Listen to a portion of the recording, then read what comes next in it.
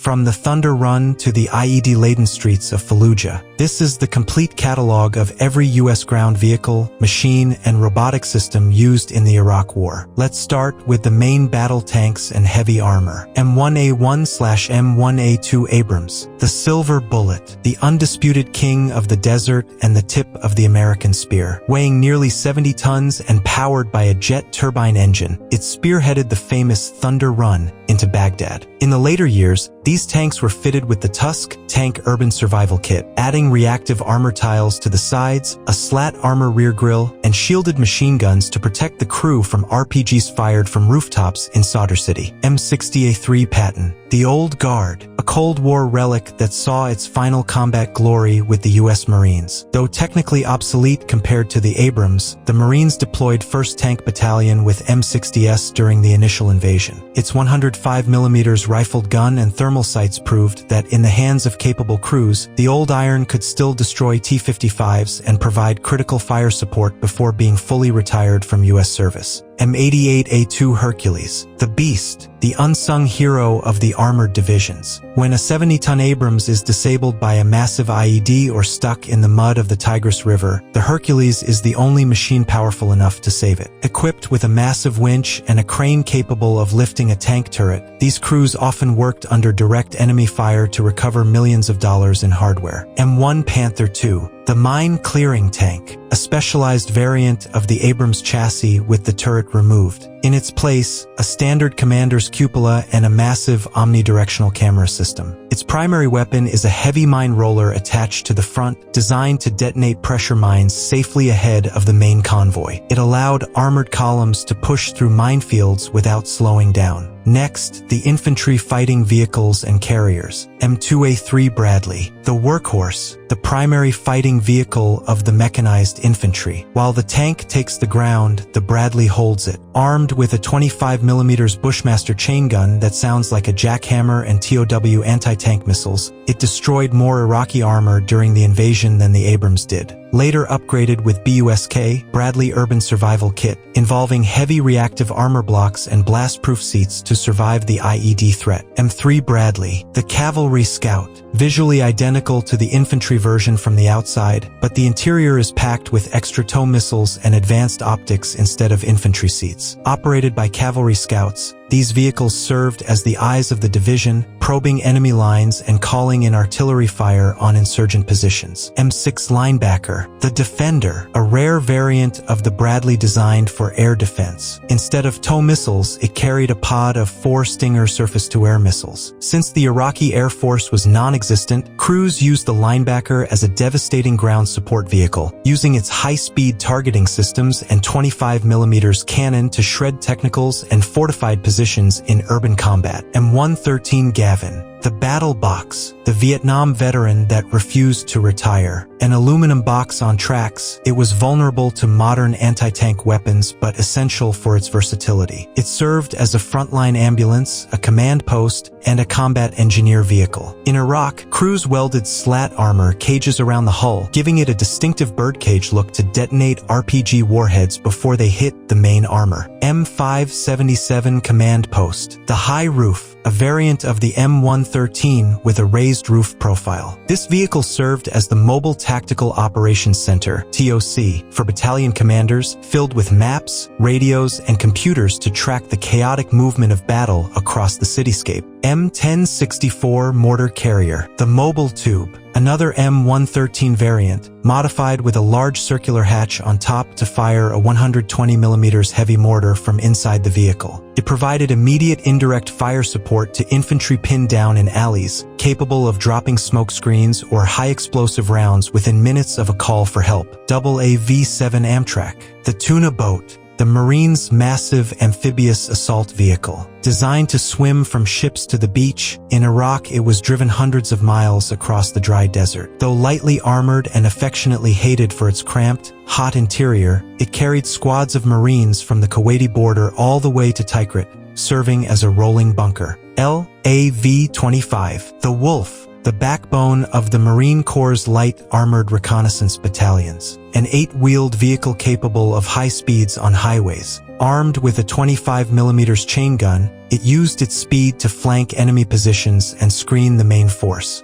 Its quiet engine allowed it to sneak up on insurgent positions that were expecting loud tanks. LAV-AT, an LAV variant fitted with a dedicated Emerson 901 turret carrying twin TOW anti-tank missiles, used to destroy bunkers and harden sniper positions from long range, keeping the lighter scout vehicles out of harm's way. Now, the urban warriors and the Stryker family. M1126 Stryker ICV. The Ghost, the standard infantry carrier vehicle. Introduced to bridge the gap between heavy tanks and light Humvees, the Stryker runs on 8 rubber tires, making it silent and fast. In Mosul, these vehicles were fitted with massive birdcage slat armor to defeat RPGs, earning them a reputation as tough urban survivors. M1128 Stryker MGS, the mobile gun. A controversial but lethal variant fitted with a massive 105mm tank gun on a low-profile turret. Designed to blow holes in walls for infantry to enter buildings, it provided heavy direct fire support in the narrow alleys where an Abrams tank physically could not fit. M1127 Stryker RV, the Scout, the reconnaissance vehicle. Used by RSTA, reconnaissance, surveillance, and target acquisition squadrons, it was packed with long-range thermal optics and ground surveillance radar to map out insurgent strongholds without being detected. M1129 Stryker MC, the Mortar, a Stryker carrying a dismountable 120mm or 81mm mortar system. This vehicle allowed Stryker brigades to bring their own artillery support into the city, firing precision rounds to suppress enemy rooftops. M1130 Stryker CV,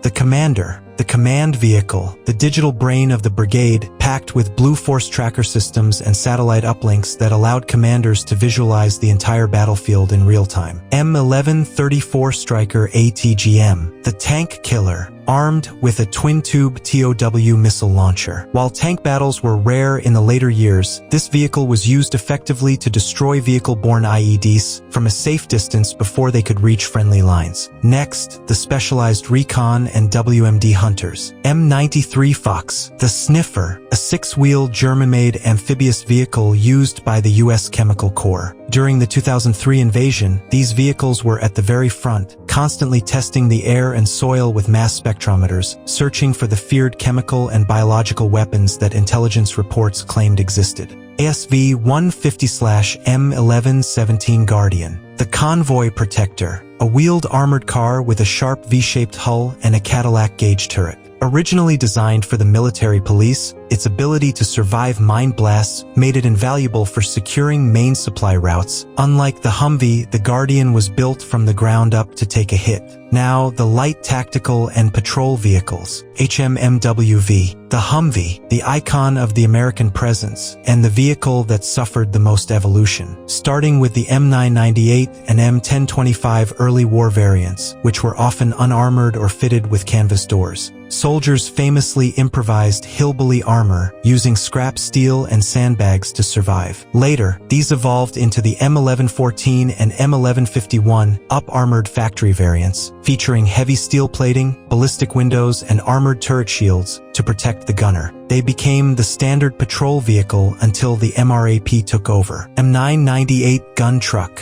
Mad Max, not an official designation, but a harsh reality. Logistics units took standard 5-ton cargo trucks and welded double walls of steel plate filled with sand, mounted .50 cal machine guns, and painted them black. These improvised war machines protected the vital supply convoys during the height of the insurgency. Oshkosh MATV, the hybrid, arriving late in the war to replace the Humvee. It combined the blast protection of an MRAP with the off-road agility of a truck. It solved the problem of MRAP getting stuck in the mud, becoming the ultimate vehicle for special forces and patrols in rugged terrain. Next, special operations and non-standard vehicles. DPV/LSV. The Dune Buggy, used by Navy SEALs during the invasion. A high-speed, open-frame Cheneth buggy armed with machine guns. It relied entirely on speed and stealth, racing across the desert floor to seize oil terminals and airfields before the enemy could react. GMV, the Special Humvee, used by Green Berets and Delta Force. A Humvee stripped of heavy armor and doors to save weight, but bristling with firepower, often mounting M240S, M2S, and miniguns. Designed for long-range desert patrols where speed was the only armor. Now the MRAP Era, the answer to the IED. Cougar HE, the Survivor, the vehicle that changed the logic of the war. Built by Force Protection Incorporated, its high chassis and V-shaped hull deflected blast energy away from the crew capsule. Soldiers who would have died in a Humvee walked away from massive IED strikes in Cougars. International Max Pro, the truck, the most common MRAP, built on a commercial truck chassis with a massive armored capsule bolted on top. It was top-heavy and prone to rolling over, but its survivability was legendary. It became the symbol of the American occupation in the later years. RG-31 Nyala, the Charger, a South African design adopted by the US. Smaller and more maneuverable than the Max Pro, it featured a monocoque V-hull. It was favored by paratroopers and route clearance teams for its ability to navigate tighter streets. RG-33, the Big Brother, a lengthened, heavier MRAP used for specialized roles. The L variant served as a heavy ambulance and a command center, providing a safe haven in the middle of a blast zone. Cayman, the bus, based on the chassis of a standard MTV tactical truck, but fitted with a composite armor capsule. It was used primarily to protect logistical convoys, replacing the unarmored trucks that had been easy targets for insurgents. Buffalo MPC, the Claw, the most specialized vehicle in the route clearance arsenal. A massive six-wheeled truck equipped with a 30-foot hydraulic robotic arm and iron claw.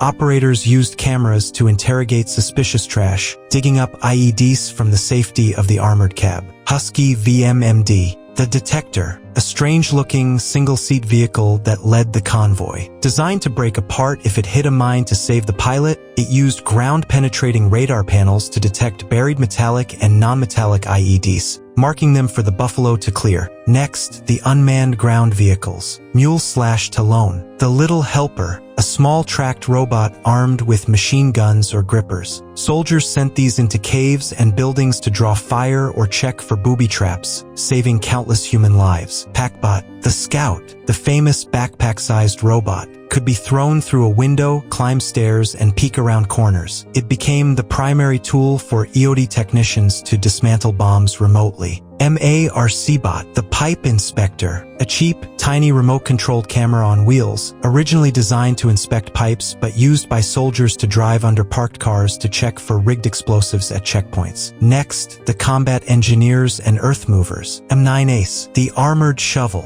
a fully armored earthmover that could bulldoze berms and fill anti-tank ditches while under direct enemy fire. It was crucial during the invasion for breaching the earthen defenses on the Iraqi border. D9 Dozer, the Plow, a massive civilian Caterpillar bulldozer fitted with tons of military slat armor and bulletproof glass. In the Battle of Fallujah, these monsters pushed through burning barricades and cleared rubble-filled streets to allow tanks to advance. M60 AVLB, the Bridge Layer, an M60 tank chassis carrying a folding scissor bridge. It deployed bridges over canals and trenches in minutes, allowing the heavy armor to keep moving north. M104 Wolverine, the Heavy Bridge, the modern replacement for the AVLB, mounted on an Abrams chassis. It deployed a massive 26-meter bridge capable of supporting the weight of other Abrams tanks. HMEE, the Backhoe, a high-speed armored excavator capable of highway speeds. It traveled with convoys to fill IED craters instantly, preventing the enemy from replanting bombs in the same hole. M728CV, the Demolisher, an engineering tank armed with a stubby 165mm demolition gun, used to fire HESH rounds to level concrete bunkers and roadblocks. Next, artillery and air defense. M109A6 Paladin, the Thunder, a self-propelled 155mm howitzer. Linked digitally to the fire direction center, it could stop, fire around, and move again before the shell even hit the target, raining destruction on insurgent strongholds with pinpoint accuracy. M270 MLRS, the Steel Rain, a tracked rocket launcher used extensively during the initial invasion. It fired rockets capable of dispensing submunitions that could shatter entire grid squares occupied by the Iraqi Republican Guard. M198 howitzer, the old reliable, a towed 155mm artillery piece. Though less mobile than the Paladin, it was lighter and could be airlifted by helicopters to remote firebases near the Syrian border to support marine operations. AN/TWQ-1 Avenger. The Watcher, a Humvee mounted with a turret carrying 8 Stinger missiles and a .50 cal machine gun. With no enemy aircraft to shoot,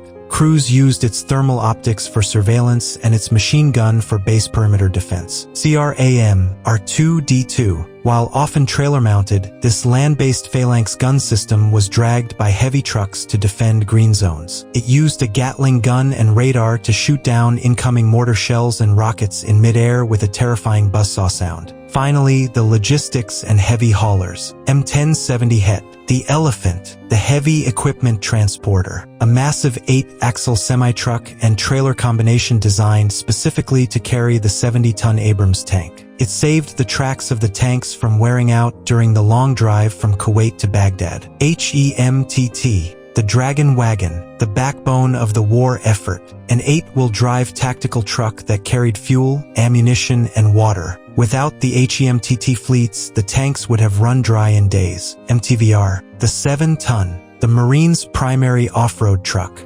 Featuring a massive independent suspension system, it could travel off-road at high speeds, keeping up with the combat units where standard trucks would get stuck in the sand. PLS, the self-loader, a 10-wheel giant capable of dropping off entire flat racks of ammunition and picking them up later without needing a forklift. This speed reduced the time soldiers spent exposed at supply points. LVS, the Dragon, the Marines' articulated hauler, a 2-part vehicle that bent in the middle, allowing it to snake through rough desert terrain carrying the heaviest loads of the Marine Expeditionary Force. M915 line haul, the Road Runner, the standard Army semi-truck. These unarmored giants drove millions of miles on the deadly main supply routes. Later in the war, their cabs were armored to protect drivers from sniper fire and shrapnel. From invasion speed to survival armor, these machines defined a decade of conflict. This is the WarDex